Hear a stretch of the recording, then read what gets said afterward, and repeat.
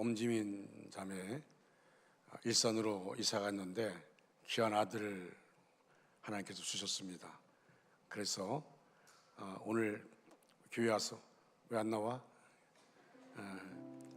교회 와서 이제 아들 여러분을 소개하고 축복받는 시간을 가지려고 합니다.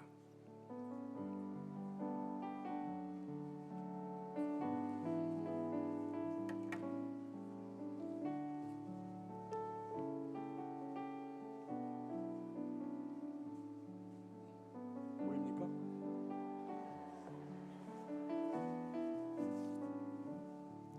기도하겠습니다. 하나님 아버지, 이 귀한 생명 오늘 우리에게 나왔습니다. 평생 하나님의 전을 떠나지 않게 하여 주시옵시고, 이 아이가 자라나며 그 지혜와 키가 자랄수록 하나님과 사람들에게 은총과 기주경험을 받게 하여 주옵소서. 이 아이를 믿음으로 양육할 수 있도록 부모에게 믿음의 믿음을 더하여 주시고 물질과 건강으로 축복하여 주시옵소서. 이 아이를 통하여 하나님께 영광 돌리게 하여 주시옵소서. 예수 그리스도 이름 받들어 간절히 축복하며 기도드리옵나이다. 아멘.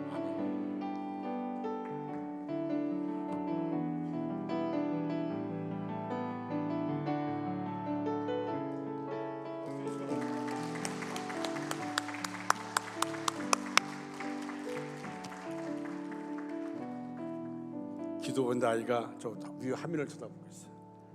자기 얼굴을. 토요일 날은 김윤 집사가 결혼합니다. 아까 3일 날인데 2일 날이라고 광고가 나갔는데 3일 토요일입니다. 그동안 결혼하지 않고 있다가 이렇게 하나님께서 귀한 형제를 만나게 해주셔서 이제 늦게 결혼하게 되어집니다. 여러분 많이 참석하셔서 축하해 주시기를 바랍니다. 할렐루야. 하나님의 크고 놀라우신 은혜와 사랑과 축복이 여러분 모두와 이 시간 영상으로 예배드리는 모든 분들을 위해 충만하게 임하기를 주님의 이름으로 축원합니다. 다 같이 따라 하시기 바랍니다. 믿음으로 아멘합시다. 소망으로 칭찬합시다. 사랑으로 인사합시다.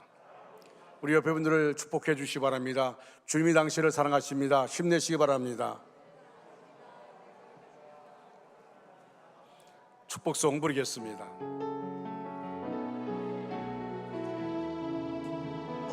평화 하나님의 평강이 하나님의 평강이 당신의 삶에 넘쳐나기를 평화 하나님의 평강이 당신의 삶에 가득하기를 축복합니다. 은혜 하나님의 은혜가 나의 삶 속에 넘쳐나기를 소망 하나님의 소망이 나의 삶 속에 가득하기를 축복합니다. 할렐루야. 오늘 대림절 첫 번째 주일 예배를 드리면서 오늘 여러분과 함께 은혜를 나누고자 하는 말씀의 제목은 하나님이 나를 돌아보지 않는 자고 느낄 때입니다. 제가 이 제목을 붙이고 이 말씀을 준비하는 것은 우리 교회 성도들 가운데 많이 힘들고 어렵고 지치고 그런 분들이 있어서 한 주간 내내 기도하다가 대림절 첫 번째 주일이지만 이 제목을 붙이고 말씀을 전하려고 합니다. 사망의 골짜기를 다닐지라도 라는 저자, 이 책을 쓴 저자 블레터 스틸 크롬니는 OMS 국제선교회에 일하는 경건한 부인입니다. 그녀에게는 세 자녀가 있었는데 첫째는 4살 때 백혈병으로 하나님의 부름을 받았습니다. 나머지 둘째와 셋째 아들도 함께 차를 타고 가다가 교통사고로 죽었습니다. 하나님이 자녀들 다 데리고 가신 것입니다. 남편은 선교사였는데 33살에 호치킨 병을 앓다가 세상을 떠났습니다. 그녀에게는 가족이 남아있지 않게 되었습니다. 크레림 여사 자신도 57살 되던 때 살인범을 만나서 성폭행을 당했습니다. 그녀마저 남지 않게 된 것입니다. 그런데 그녀는 정말 끔찍한 경험을 글로 옮기기 시작했습니다. 왜 내가 고통스러운 과거를 들춰가면서 솔직하게 털어놓는가 스스로 질문하고 대답하였습니다. 자기의 인생을 돌아보면서 그러면서 정말 있을 수 없는 상황이 계속 전개되어지고 억울하게 그 상황이 전개되는데, 그러면서 그 과거를 돌아보면서 그가 하나님 앞에 고백하는 내용의 책입니다. 한 가지 평범한 진리, 즉 기가 막힌 고통과 환난을 통해서 깨달은 진리를 전하기 위해서 펜을 들었다고 그는 말합니다. 그 진리는 예수 믿는 사람이라고 비극에서 면제되는 것은 아니지만 어떤 환난에서도 하나님은 결코 자녀들을 방치하지 않으시고 반드시 응답하신다는 그런 내용을, 그가 겪었던 내용들을, 그가 받은 응답을 그가 얘기하는 겁니다. 그 받은 응답이 무엇입니까? 죽은 자녀들이 살아온 것도 아닙니다. 죽은 남편이 다시 일어나지도 않았습니다. 성폭행 당하고 자신도 고통을 보상받을 수 없었습니다. 그런데 어떻게 하나님이 응답하셨다고 말합니까? 그는 이 책에서 이렇게 기록하고 있습니다. 나는 하나님의 말씀에서 받는 위로를 체험했습니다. 하나님 말씀에서 그 나에게 주시는 말씀에 위로를 받게 됐다는 겁니다. 죽어가는 아들을 품에 안고 몸부림치던 밤에 하나님은 말씀의 능력으로 찾아오셨습니다. 남편이 죽을 힘을 다 쓰던 그 밤에도 하나님은 찾아와 말씀해 주셨습니다.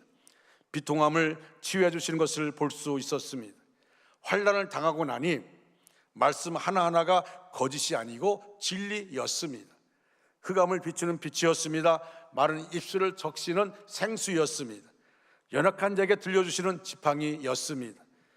하나님은 환난 당하는 자신에게 말씀으로 응답하셨다는 겁니다.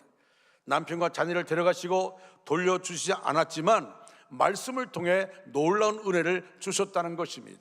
그가 57살에 성폭행을 당했을 때 정말 자기의 인생 끝마치고 싶은 마음이 있었지만, 아니 성폭행할 때 그 살인범이 자기를 차라리 죽였으면 좋겠다는 그런 마음이 있었지만, 그러나 그 속에서도 하나님이 자기에게 말씀을 주시고 자기를 일으켜 주셨다는 것입니다.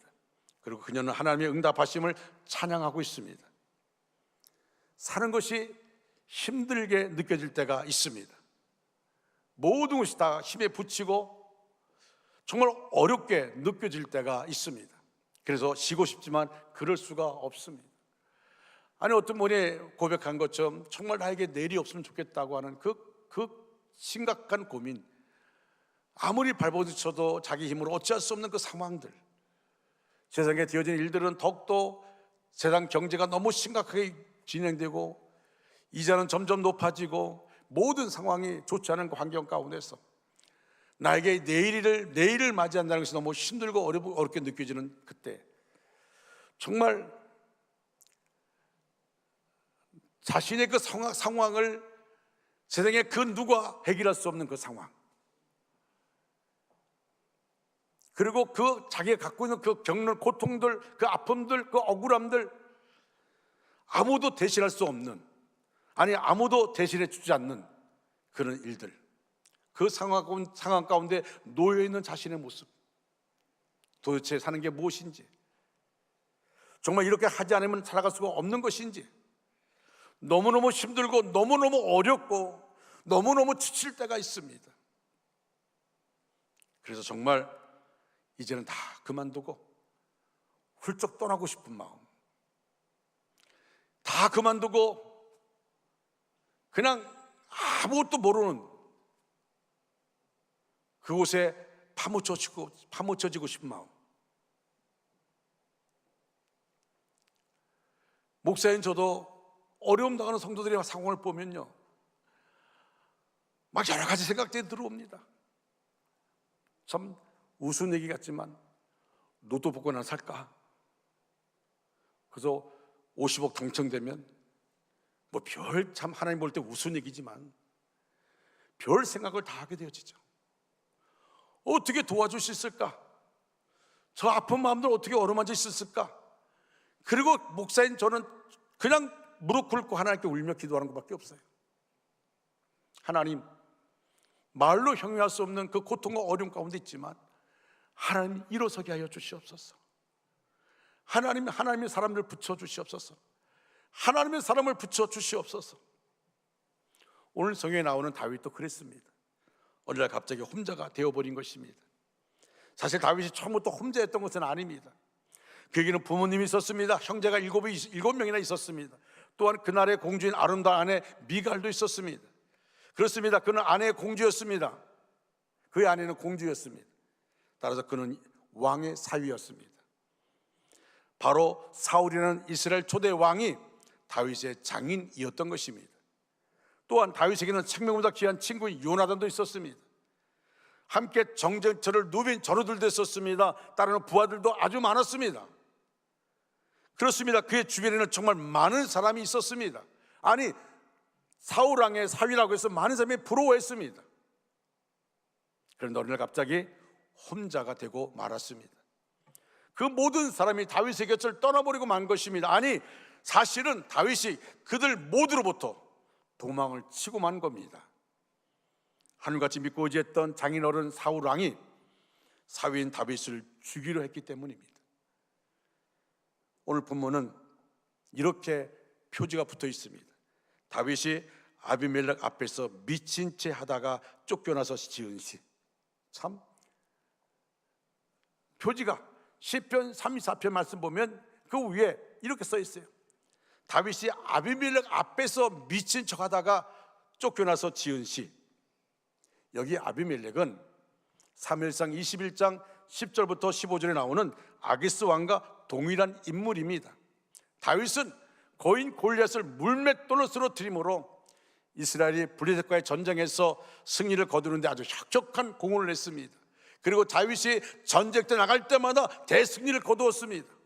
그래서 많은 사람이 다윗을 따랐습니다. 그런데 이게 웬일입니까?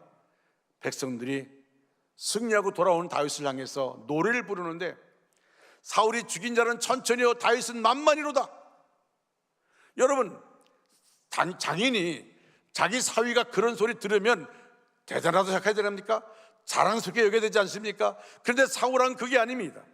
사울왕은 그 소리를 듣자마자 어떤 마음이 들었냐면 자기 사위 다윗이 대단한 게 아니라 사위 다윗을 자기의 경쟁자로 여긴 겁니다. 아, 내 왕권까지 빼앗겠구나. 그리고 다윗을 죽이려고 합니다. 그때부터 다윗은 떠돌아다니는 도망자의 신세가 되었습니다. 사울왕이 끈질기게 추격하자 더 이상 도망갈 데가 없습니다. 이스라엘 땅에서는 더 이상 도망갈 데가 없습니다. 그래서 한 것이 뭡니까? 블레셋의 중요한 도시 중에 하나인 가드로 갔습니다. 그리고 가드를 다스리고 있던 아기스 왕에게 망명을 요청했습니다. 여러분, 가드가 어디입니까? 여러분, 블레셋 어느 나라입니까? 바로 다윗이 블레셋의 골리앗 장군을 때려 죽여서 철저하게 블레셋 그 전쟁에 패배했고 수많은 병사가 죽었습니다. 그런데 그 땅 블레셋 땅으로 다윗이 들어간 겁니다. 그런데 그 블레셋 땅의 사람들이 다윗을 몰랐으면 좋겠는데 아는 사람들이 있었어요. 사울은 천천히요 다윗은 만만히 이 소리가 가드까지 들려온 곳입니다. 그래서 신하들이 말합니다. 저 다윗이 바로 골리앗 장군을 죽인 사람입니다. 왕에게 말하자 아기스 왕 앞에 있던 다윗의 마음에 두려움이 생겼습니다. 다윗은 가드 왕이 혹시 자기를 죽일까 매우 두려워서 한 가지 꾀를 냈습니다. 그 꾀가 뭡니까? 그들 앞에서 미친 채 하는 겁니다. 침을 쏘며 질질 흘리는 미치광이 흉내를 냈습니다. 여러분, 그 당시에 이스라엘 땅의 나라의 수염은 존경과 명예의 상징입니다. 근데 수염에 침을 질질 흘린다는 말은 무슨 말이에요? 완전히 명예를 넣어버린 거예요. 미친 사람입니다. 그렇게 블레셋 신하들조차 두려울 정도로 그렇게 용맹스러웠던 모습의 다윗이 그 다윗의 모습은 온데간데 사라지고 미치광이로 변해버린 다윗을 본 아기스 왕 그를 성전에서 내쫓아 버렸어요. 그 궁전에서 내쫓아 버렸습니다. 다윗이 이처럼 우여곡절을 겪은 후에 블레셋 사람들의 손에서 안전하게 빠져나온 다음에 지은 시가 바로 오늘 본문에 우리가 읽은 본문의 내용입니다. 여러분이 그런 상황이라면 여러분 어떤 시를 짓겠습니까?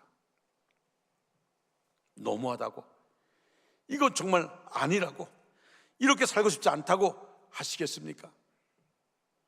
다윗은 그토록 끔찍하고 부끄러운 일을 겪었지만 그는 1절 2절에서 이렇게 고백하고 있습니다. 여러분 1절 2절 말씀 우리 다 같이 읽겠습니다. 시작. 내가 여호와를 항상 송축하며 내 입술로 항상 주를 찬양하리이다. 내 영혼이 여호와를 자랑하리니 곤고한 자들이 이를 듣고 기뻐하리로다. 아멘. 내가 여호와를 항상 송축하며, 내가 여호와를 항상 송축하며, 내가 좋을 때만 여호와를 송축하는 것이 아니라 내가 여호와를 항상 송축하며 내 입술로 항상 주를 찬양하리이다. 내 영혼이 여호와를 자랑하리니, 내 영혼이 여호와를 자랑하리니 곤고한 자들이 이를 듣고 기뻐하리로다. 다윗은 그런 상황에서도 하나님을 자랑하겠다고 합니다. 하나님을 자랑하겠다고 합니다. 모든 걸 다 빼앗기고 난 다음에도, 자리에서 쫓겨난 다음에도, 심지어 미친 척하면서 간신히 살아남은 다음에도 여전히 하나님을 자랑하겠다는 겁니다. 그러면서 다윗은 자신과 함께 하나님을 찬양하자고 합니다. 3절에서 나와 함께 여호와를 광대하시다며 함께 그의 이름을 높이세. 어떻게 이럴 수 있을까요? 어떻게 이런 참담한 상황에서도 다윗은 여전히 하나님을 찬양할 수 있었을까요? 어느 교회 여자 집사님 한 분이 사는 게 너무 힘들어서 하나님께 따지러 교회에 나왔습니다. 아무도 없을 때 낮에 혼자 본당에 올라가서 앉아서 십자가를 바라보면서 하나님께 따지려고, 하나님께 기도하려고 나온 게 아니라 하나님께 따지려고 나왔어요. 남들은 다 재밌게 잘 사는 것 같은데 왜 자기만 이렇게 힘들게 살아야 합니까? 남들은 가정도 화목하고 사업도 잘 되고 돈도 잘 벌고 애들도 잘 크고 그러는데 왜 자신의 가정에서는 맨날 큰 소리가 나고 하는 일도 잘 안 되고 돈도 없고 가진 거라고는 빚뿐이고 남편도 자식도 다들 왜 이렇게 자기 말을 안 듣는지 너무 힘들어서 못 살겠습니다. 하나님은 아무것도 염려하지 말라고 항상 말씀하시지만 그래도 이건 너무하는 것 아닙니까? 이래서 어떻게 삽니까? 도대체 나더러 어떻게 하라는 겁니까? 따지려고 나온 겁니다.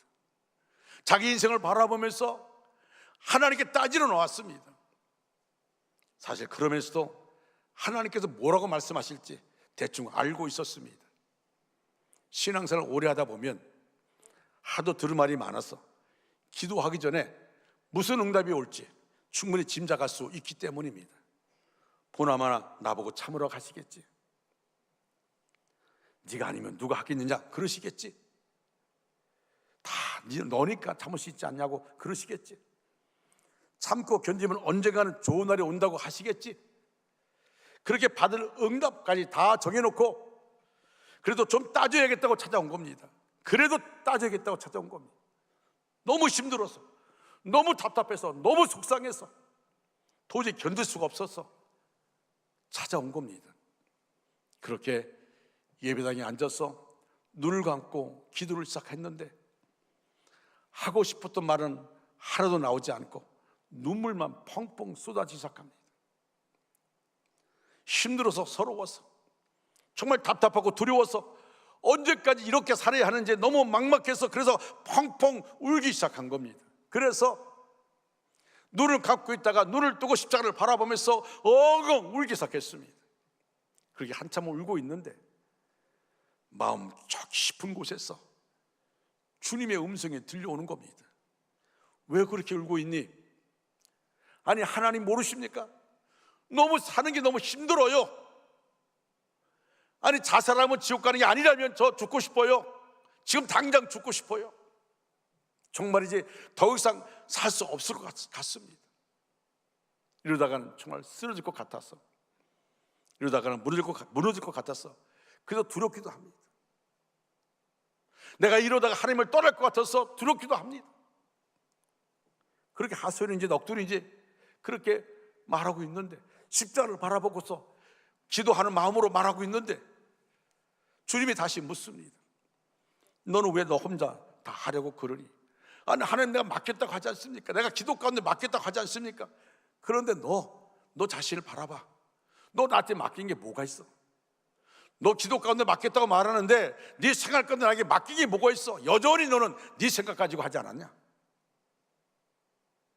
하나님께 맡겼다고 말하며 불구하고 맡겼다면 내 뜻이 뭔가를 알게 되어지고 그 뜻을 붙잡아야 할 텐데, 너는 어렵다고 힘들다고 기도 끝나고 다 사회로, 집으로 가고 사회로 가면 여전히 네가 하려고 하지 않았냐? 너 나한테 맡긴 게 뭐가 있어? 너는 맡겼다고 하는데 아무것도 나에게 맡긴 것이 없어. 너는 입으로는 나에게 도와달라고 하면서 정작 생활 속에서는 나에게 진정 맡긴 것이 없다. 나는 내가 도와달라고 하면 정말 네가 나에게 모든 걸 맡기면 내가 할 텐데, 여전히 너는 맡긴 것도 없이 입술로만 맡겼다고 말하고 맡긴 것이 나에게 아무것도 없다. 나는 너를 통해서 영광 받기를 원하는데 내가 말하지 않았느냐? 환난 날에 나를 부르라. 내가 너를 건지리니 내가 나를 영어롭게 하리라. 네가 환난 가운데 어려운 가운데 있을 때, 답답하고 힘들고 속상할 때 나에게 맡기고 믿음으로 네가 나가면 내가 너에게 모든 환난에서 건져주시고 너를 통해 내가 영광 받으실 텐데, 내가 살아가는 것을 너의 삶을 통해 보여줄 텐데 너는 나에게 맡긴 것이 없어. 이 말씀을 듣는 순간에 마치 망치로 머리를 얻어맞은 것처럼 멍해졌습니다. 자기는 예수 잘 믿는다고 생각했는데, 자기는 맡겼다고 믿음으로 일어섰다고 생각했는데, 믿음으로 지금 가고 있다고 생각하는데, 하나님 보시니까, 주님 보시니까 맡긴 것이 없다고 하니까, 그래, 주님이 계시는데 내가 입술로만 주여주 했구나, 내가 입술로만 맡겼다고 말했구나, 수고하고 무거운 모든 짐을 나에게 맡기라고 주님 말씀하셨는데 나는 정작 맡기지 않고 내 스스로 내 실력과 내 경험을 가지고 하려고 애를 썼구나. 내가 사람 바라고 사람 만나고 했구나. 언제나 함께 하시는 분, 어디든지 나를 지켜주시는 분, 내 모든 걸 다 감당해 주시는 분, 그 분이 계신데 나는 온전한 신앙으로 살지 않았구나. 이렇게 생각하는 순간에요, 갑자기 가슴이 뻥 뚫린 것처럼 답답하게 됐던 가슴이 시원하게 뚫리면서 평안이 정말 강물처럼 몰려왔다는 것입니다. 그래, 나는 혼자가 아닌데 우리 주님이 나와 함께 하시는데, 주님을 의지하고 주님께 맡기면 주님 나와 함께 하신다고 말씀했는데, 그러면서 기쁨이 밀려들기 시작했습니다. 따지러 왔다가 자신의 영적 상태를 돌아보게 된 겁니다. 따지러 왔다가 하나님 앞에 자신을 적나라하게 보게 된 것입니다. 입술만 화려하게 말하고 있지만 정작 자기 안에 신앙으로 살아왔던 갈급함이 없었던 것을 알게 된 것입니다. 다윗도 똑같은 경험을 합니다. 블레셋으로 도망칠 때까지만 해도 자신은 홈대라고 생각했습니다. 아무도 나를 도와줄 수 없다, 아무도 나를 지킬 수 없다고 생각했는데, 그래서 도망친 건데 이제는 이스라엘 땅에 더 이상 살 수 없어서 목숨을 부지하기 위해서 블레셋 땅으로 도망친 건데, 근데 주님이 함께 계셨던 것입니다. 비록 미친 척하면서 비참하게 살아나왔을지라도 그는 그런 자신을 나무라지 않으시고 여전히 함께 하시는 주님이 그 곁에 계셨던 것입니다. 너무 급해서, 너무 두려워서, 아무도 의지할 수가 없어서 정말 절제절명의 순간이라 미친 척하면서 기도했는데, 그 순간 깨달았습니다. 하나님이 나와 함께하고 계시다는 것을. 너 두려워하지 마, 내가 너와 함께할게. 너 놀라지 마, 난 내 하나님이야. 이 말씀이, 이 음성이 기도의 응답으로 들려왔던 것입니다. 그래서 다윗은 4절에서 이렇게 노래합니다. 한번 같이 읽을까요? 같이 읽겠습니다. 시작. 내가 여호와께 간구하며 내게 응답하시고 내 모든 두려움에서 나를 건지셨도다. 아멘. 내가 여호와께 간구하며 내게 응답하시고 내 모든 두려움에서 나를 건지셨도다. 내가 좀 두려움 가운데 있는데, 아니 내일이 예측할 수 없는, 내일이 나에게 있을까 하는 예측할 수 없는 상황 가운데 있는데, 그래서 내 마음속에 두려움이 있고 그 두려움이 나를 지배하고 있는데, 하나님이 내 기도 들으시고 응답하시고 내 모든 두려움에서 나를 건지셨도다. 성도 여러분, 힘드십니까? 답답하십니까? 내 신세가 너무 초라한 것 같아서, 너무 비참한 것 같아서 스스로 부끄러워지십니까? 다윗은 그토록 참담한 일을 겪고 나서도 5절에서 이렇게 노래합니다. 그들이 주를 앙망하고 광채를 내었으니 그들의 얼굴은 부끄럽지 아니하리로다. 주님을 바라보는 사람은 어떤 상황이든 어떤 고통 가운데 있든지 주님을 바라보는 사람은 부끄러움을 당하지 않게 주님이 역사하여 주신다는 것입니다. 할렐루야. 주님이 안아주실 것이니까, 주님이 품어주실 것이니까. 저도 힘든 순간 있을 때마다 느껴지는 고백이 뭔지 아십니까? 주님이 나를 안아주시는 겁니다. 주님이 나를 품어주시는 겁니다. 아무것도 부끄럽지 않도록 내 얼굴을 감싸주시는 주님을 경험할 때, 그때 우리는 하나님께 감격할 수밖에 없어요. 나 혼자가 아니구나. 내가 가는 이 길을 나 혼자 가는 게 아니구나.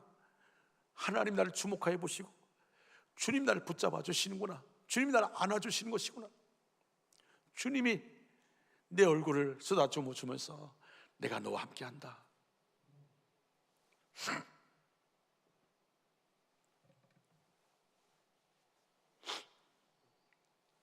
그래서 6절에서 이렇게 노래합니다. 6절 말씀 볼까요? 같이 읽겠습니다. 이 곤고한 자가 부르짖음에 여호와께서 들으시고 그의 모든 환난에서 구원하셨도다. 아멘.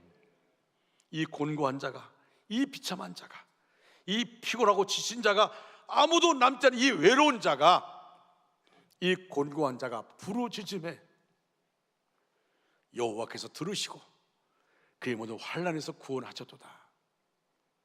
성도 여러분, 하나님 우리의 기도를 들으시고 우리를 모든 환난에서 구원하시는 분이십니다. 그러니 나는 나 혼자뿐이라고 탄식하지 말고 주님께 부르짖어 기도하십시오. 오늘 본문 6절, 7절, 8절에서 이렇게 노래합니다. 한번 큰 소리 같이 읽겠습니다. 여호와의 천사가 주를 경외하는 자를 불러 진치고 그들을 건지시는도다. 너희는 여호와의 선하심을 맛보알지어다. 그에게 피하는 자는 복이 있도다. 아멘. 할렐루야. 너희는 여호와의 선하심을 맛보아 알지어다. 그에게 피하는 자는 복이 있도다. 할렐루야. 여기 맛보다는 표현이 뭡니까? 맛보다는 말의 언어로 보니까 탐입니다. 탐. 이 단어는 어떤 음식의 맛을 보다 경험하다 하는 의미를 가지고 있습니다. 그러니까 하나님을 맛본다는 말은 무슨 말입니까? 하나님을 경험한다는 말과 같은 것입니다. 다시 말하면 하나님을 알고 하나님을 경험하고 하나님을 체험하는 것을 하나님을 맛본다고 합니다. 다윗은 하나님께서 간절히 부르짖는 그의 기도를 들으시고 그를 두려움에서 건져 주셨다고 고백했습니다. 다윗은 하나님께서 은혜를 베풀어 주셔서 그를 모든 환난에서 구원해 주셨다고 고백합니다. 다윗의 신앙은 체험적인 신앙입니다. 그는 살아계신 하나님을 만나고 하나님의 사랑을 느끼고 하나님의 역사를 생생하게 체험했습니다. 그래서 시편을 보면 다윗이 쓴 시가 많이 있는데 그 시를 보면 1인칭으로 기록되어 있는 것이 많습니다. 예를 들어 시편 9편 1절에서 내가 전심으로 여호와께 감사하며 주의 모든 귀한 일을 전하리이다 고백합니다. 시편 16편 2절에서 주는 나의 주님이시니, 주는 우리의 주님이 아니라 주는 나의 주님이시니 주밖에 나의 복이 없습니다. 시편 18편 1절 2절 말씀 우리 한번 다 같이 내 고백처럼 느껴지면서 우리가 같이 합독하겠습니다. 나의 힘이신 여호와여, 내가 주를 사랑하나이다. 여호와는 나의 반석이시요 나의 요새시요 나를 건지시는 이시요 나의 하나님이시요 내가 그 안에 피할 나의 밥이시요 나의 방패시요 나의 구원의 뿌리시요 나의 산성이시로다. 아멘. 할렐루야. 또 우리가 잘 아는 시편 23편 1절에서 여호와는 나의 목자시니 내가 부족함이 없으리로다. 이러한 시편들은 다윗이 어떤 책을 보고 베낀 게 아닙니다. 여러분, 다윗이 그런 마음이 아닌데 시편을 읽는 독자들에게 그래도 희망을 주기 위해서 써놓은 것이 아니에요. 그는 성령의 감동을 받아서 자신의 체험을 고백한 것입니다. 다윗은 이론적으로 하나님을 배우고 한 것이 아니라 그의 삶 속에서 하나님을 직접 경험하고 체험했습니다. 이러한 체험이 그로 하여금 삶 속에서도 위기 속에서도 담대할 수 있게 만들었습니다. 그가 골리앗과 싸울 때 모습을 살펴보면 이 사실을 잘 알 수 있습니다. 어린 소년 다윗은 아버지의 말씀을 따라서 블레셋과 전쟁하고 있는 형들을 찾아갔습니다. 너 한번 형들이 전쟁터에 있으니까 내가 가서 한번 그 형편을 보라고 해서 왔습니다. 그런데 블레셋 거인 골리앗이 싸우자고 하는데 아무도 싸우는 게 아닙니다. 아무도 다 숨어 있습니다. 심지어 사울 왕까지도 나서질 않습니다. 골리앗 장군은 떵떵거리며 얘기합니다. 너희가 믿는 하나님은 없다. 하나님의 이름까지 모욕합니다. 하나님을 욕합니다. 근데 아무도 나서지 않습니다. 그 광경을 바라봤던 다윗이 더 이상 어쩔 수가 없어요. 그래서 자기가 나가 싸우겠다면 자기가 맞서 싸우겠다. 형들이 핀잔합니다. 미친놈이라고. 근데 그 소식을 사울 왕이 막상에서 듣게 되었습니다. 그리고 다윗을 부릅니다. 그때 다윗은 당당하게 사울 왕에서 이렇게 말합니다. 사무엘상 17장 34절 37절 말씀을 쉬운 성경에 보면 이렇게 말합니다. 왕의 종인 저는 내 아버지의 양떼를 지키던 사람입니다. 사자나 곰이 나타나서 양을 물어가면 저는 그놈을 공격하여 그 입에서 양을 구해냈습니다. 그놈이 저를 공격하면 저는 그놈의 턱을 잡고 때려 죽이기도 하였습니다. 왕의 종인 저는 사자와 곰도 죽였습니다. 할례받지 않는 블레셋 사람인 골리앗도 제가 죽인 사자나 곰과 같은 꼴이 될 것입니다. 왜냐하면 골리앗은 살아계신 하나님의 군대를 욕했기 때문입니다. 여호와께서 나를 사자와 곰에서 구해 주었습니다. 여호와께서 나를 골리앗과의 싸움에서 구해 주실 것입니다. 여러분, 다윗이 허풍던 게 아닙니다. 골리앗 장군 앞에 나갈 때 뭐랍니까? 너는 칼과 단창 가지고 내 앞에 있지만 나는 만군의 여호와 이름으로 내 앞에 있노라. 할렐루야.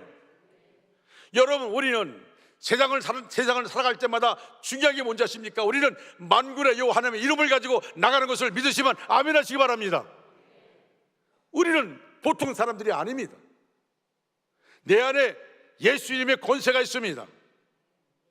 그는 들판에서 양을 돌볼 때 하나님을 체험했습니다.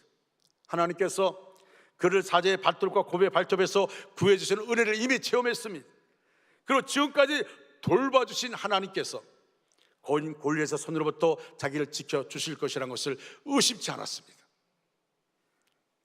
이처럼 체험적인 신앙은 위기 속에서도 우리로 하여금 두려워하지 않고 담대하게 만드는 힘이 있는 줄로 믿습니다. 여러분, 체험은 그만큼 중요한 겁니다. 하나님을 만났던 체험, 내 위기 속에 나에게 역사했던 체험, 여러분 우리가 지나온 삶의 모습 가운데 보면 지금은 사실 힘들기, 물론 지금 상황이 전의 상황보다 더 힘들 수 있습니다. 그러나 내 모든 상황 가운데서 나를 택하여 불러서 하나님의 자녀를 삼아주시고 내 인생 가운데 붙잡아주시고 위로해주시고 일으켜주신 하나님, 우리가 그런 체험적인 이 체험이라는 것이 얼마나 큰 힘이 되는지 모릅니다. 체험은 능력이라고 할 수 있습니다. 왜냐하면 사람들은 배운 것은 확신하지 못해도 자기 눈으로 직접 본 것은 확신하기 때문입니다. 저도 말씀 전할 때 예화 가운데 내가 겪었던 것을 간증할 때는요, 확신합니다. 왜? 내가 겪었으니까, 내가 체험했으니까. 이것이 얼마나 중요한지 몰라요. 혹시 이 자리에 신앙생활을 수십 년 동안 했지만 하나님의 선하심을 맛보지 못한 분이 있습니까?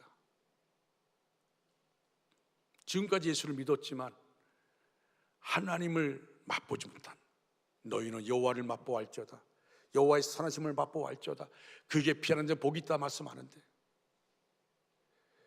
여러분 삶 속에서 하나님의 맛, 은혜의 맛, 이것을 맛보지 못한 분들이 계시지 않습니까? 부모님이 믿는 분이라 모태 교인으로 태어났지만 하나님을 경험하지 못한 채 신앙생활하는 분들 계시지 않습니까? 아니 이미 체험했지만 오랫동안 은혜 생활하면서, 아니 코로나19를 겪어가면서 이 체험에서 떠나 있고 내가 드려지는 예배가 그냥 아무런 감격이나 기대 없이 습관적으로 예배 드리는 분들 계시지 않습니까? 오늘 그러한 분들은 하나님의 역사를 사모하시기 바랍니다. 이론적으로가 아닌 경험적으로 하나님의 선하심을 느껴보고 하나님을 경험할 수 있기를 바랍니다. 저는 어제 우리 남전 회원들 같이 부부같이 한 자리에 모여서 같이 이런 얘기 저런 얘기 하면서 그 고백되어지는 일들이 얼마나 제게 감사한지요. 내가 저런 분들과 함께 신앙생활하고 있구나, 목회하고 있구나, 참 감사하다 하는 생각을 하면서 어떤 분이 그런 말을 하더라고요. 자기 자녀 때문에 많이 힘든데, 근데 자녀를 통해서 이제 자기가 교사로서 아이들 바라볼 때마다 전에는 공부 잘하는 애, 착한 애만 바라봤는데 이제는 문제 있는 그 사람 아이들, 학생들을 바라보게 되고 그들을 이해하게 되었다고. 여러분, 이것은 놀라운 일입니다. 정말 놀라운 일입니다. 그들을 향해서 그럴 수 있지 긍휼의 마음을 갖게 되는 것, 놀라운 일이죠. 여러분, 제가 그때 그런 말을 했습니다. 나도 정말 아들 때문에 심각하게 눈물 흘리며 올 땐 기도원에 가서 아무도 없는 새벽 1시쯤 2시쯤 그 본당에 올라가서 막 바닥을 치면서 기도하다가 이 바닥에서 갈라져 피가 나고 내 힘으로 감당할 수 없어서 하나님 맡아달라고, 하나님께 역사해달라고, 그런 눈물의 기도, 그런 상황, 그 눈물이 쌓여서 하나님의 역사를 통하여 변화시켜주고 새롭게 하고 목회길 가게 한 것. 여러분, 그러면서 그 목회길 가는 아들은 자기같이 흔들렸던, 방황했던 그 시절의 그 학생들을 바라보면서 그들을 이해하게 되어지고 그들을 끌어안게 되어지고 그들을 위해서 기도하게 되어지고 그들을 세우게 되었다는 것입니다. 다시 말하면 문제 아들을 어떻게 그들을 세우고 갈 공사를 알게 되었다는 겁니다. 왜? 자기가 경험했기 때문에.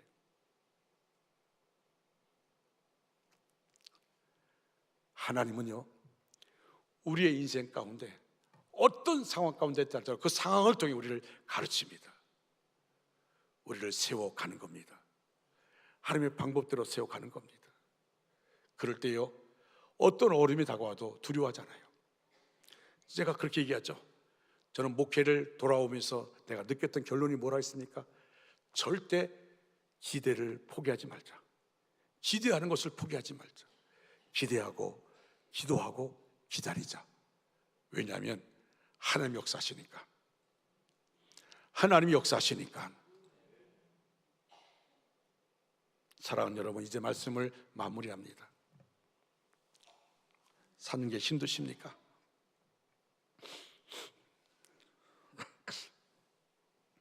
삶이 힘들고 외로움이 밀려오십니까? 세상에 나 혼자만 있는 것 같아서 아무도 나를 이해하는 사람이 없고 다 나를 향해서 자기들의 문제만 얘기하고 내가 겪는 고통은 아무도 모르는 것처럼 마치 세상 가운데 나 혼자 이 일을 해결해야 되고 나 혼자 서 있게 되어지고 그런 분이 있습니까? 정말 너무 힘들고 어려워서 어찌할 걸 알지 못하는 여러분 혼자가 아닙니다. 여러분이 결코 혼자가 아닙니다. 절대로 나를 버리지도 나를 떠나지도 않으시는 주님이 언제나 나와 함께 해 주십니다. 기도하지 않으니까 그 음성 듣지 못하는 거지, 기도하면 분명하게 들을 수 있을 것입니다. 오늘 말씀에 내가 여호와께 간구하며 내가 여호와께 간구하며 내게 응답하시고 내 모든 두려움에서 나를 건지셨도다. 이 곤고한 자가 부르짖음에 여호와께서 들으시고 그의 모든 환난에서 구원하셨도다. 이 고백이 오늘 저와 여러분 고백되어지기를 주님의 이름으로 축원합니다. 다 같이 일어나셔서 찬양합니다.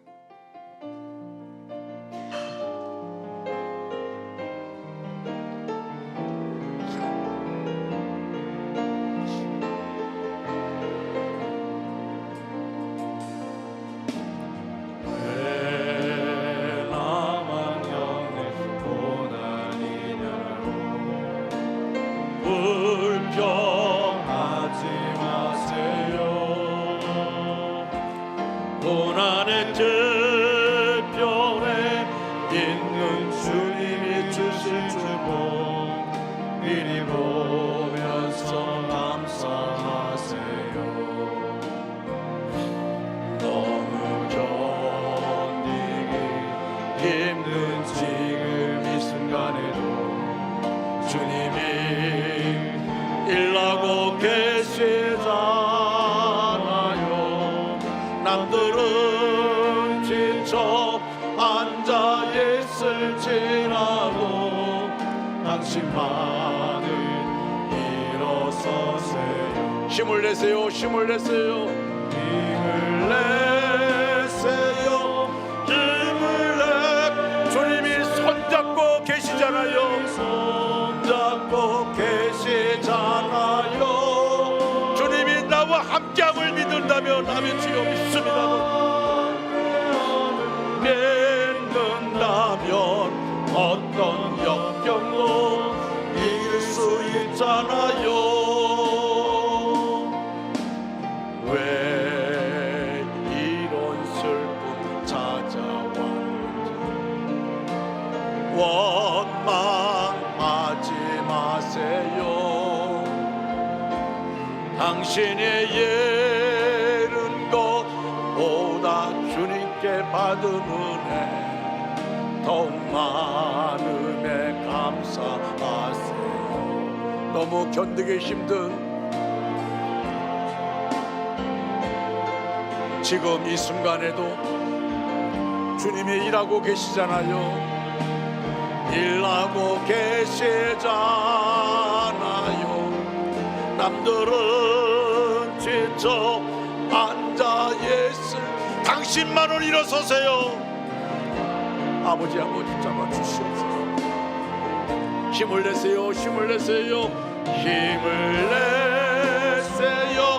힘을 내세요.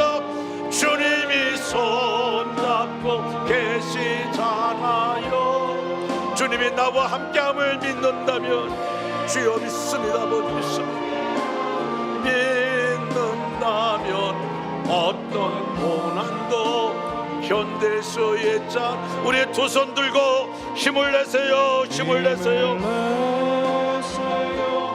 힘을 내시기 바랍니다. 주님이 여러분 손잡고 있습니다. 힘을 내시기 바랍니다.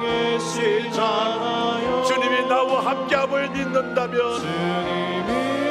나와 함께함을 어떤 역경도 이길 수 있잖아요. 이길 수 있잖아. 힘을 내세요. 힘을 내세요. 주여 이 손 붙잡아 주시옵소서. 주여 우리 성도들의 손을 붙잡아 주시옵소서. 주여 저들을 붙잡아 주시옵소서. 주여 저들을 일으켜 주시옵소서. 아버지 주님이 나와 함께함을 믿는다면 어떤 고난도 견딜 수 있잖아요. 하나님 붙잡아 주세요. 주여 붙잡아 주시옵소서. 주여 일으켜 주시옵소서. 주여 위로하여 주시옵소서. 주님 피 묻은 손으로 우리를 붙잡아 주시고 우리를 안아 주시고 우리에게 힘을 주시옵소서. 내 힘으로 어찌할 줄 알지 못하고 동서사방을 바라봐도 아무도 나를 도와줄 자가 없는 것처럼 느껴지는 이때에 주님 의지합니다. 하나님 아버지 바라봅니다. 역사하여 주시옵시고 일으켜 주시옵소서. 일으켜 주시옵소서. 두려워하지 말라, 나는 내 하나님이 됨이라 말씀하신 아버지, 하나님 붙잡아 주실 줄 믿습니다. 지금은 우리 구주 예수 그리스도의 은혜와 하나님 아버지 극진하신 사랑하심과 성령님의 감화감동 내지로 충만 역사하심이 우리 전체 위에, 우리의 가정과 생업과 사업 학업 위에, 원조 땅과 대한민국 위에, 세계 도처에 목숨 걸고 복음을 전하는 선교사들 위해 이제로부터 영원토록 함께 하시기를 간절히 축원하옵나이다. 아멘.